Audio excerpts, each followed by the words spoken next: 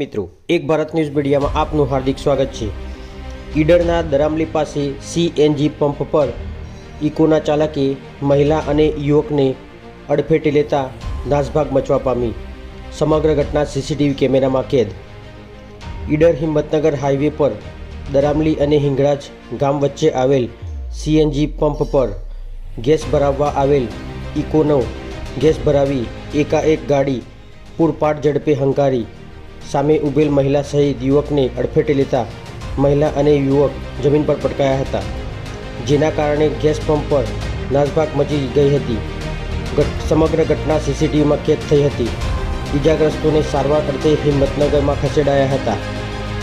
જાદર પોલીસે વધુ તપાસ હાથ ધરી હતી। પત્રકાર વિશાલ ચૌહાણ, સાબરકાંઠા।